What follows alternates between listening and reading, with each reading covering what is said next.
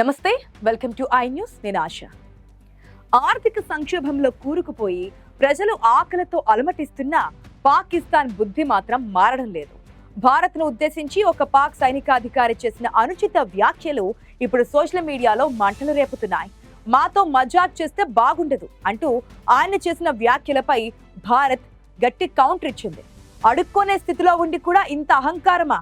అసలు ఆ అధికారి ఏమన్నారు? దీని వెనుకున్న పాక్ కుట్రేంటి? ఇప్పుడు మన స్పెషల్ స్టోరీలో చూద్దాం. పాకిస్తాన్ ఆర్మీ మళ్లీ తన పాత రాగాన్ని అందుకుంది. యుద్ధాల్లో ఓడినా, ఆర్థికంగా కుప్పకూలినా నోటి దూల మాత్రం తగ్గడం లేదని తాజా ఘటన నిరూపిస్తోంది. ఒక బహిరంగ సభలో పాక్ సైనికాధికారి భారత్ ను హెచ్చరిస్తూ చేసిన వ్యాఖ్యలు ఇప్పుడు అంతర్జాతీయ స్థాయిలో చర్చనీయాంశమయ్యాయి. మా జోలికి రావద్దు, మాతో మజాక్ చేయొద్దు, లేదంటే తగిన శాస్తి జరుగుతుంది అంటూ ఆయన చేసిన గప్పాల వీడియో ఇప్పుడు వైరల్ అవుతోంది. వాస్తవానికి పాకిస్తాన్ లోపల పరిస్థితులు భయంకరంగా ఉన్నాయి. బలూచిస్తాన్ నుంచి ఖైబర్ పఖ్తుంఖ్వా వరకు తిరుగుబాటు జ్వాలలు ఎగిర్చి పడుతున్నాయి. టీటీపీ ఉగ్రవాదుల దాడులతో పాక్ సైన్యం ప్రతిరోజు జవాన్లను కోల్పోతోంది. సొంత దేశాన్ని కాపాడుకోలేని స్థితిలో ఉండి ఇలా పొరుగు దేశాన్ని హెచ్చరించడంపై నెటిజన్లు సెటైర్లు వేస్తున్నారు. ముందు మీ దేశంలో పిండి ధర తగ్గించుకోండి, ఆ తర్వాత భారత్ గురించి మాట్లాడండి అంటూ సోషల్ మీడియాలో పాక్ అధికారిని ట్రోల్ చేస్తున్నారు.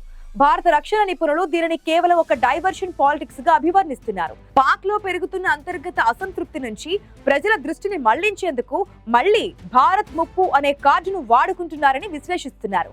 అటు సరిహద్దుల్లో భారత సైన్యం అత్యంత అప్రమత్తంగా ఉంది.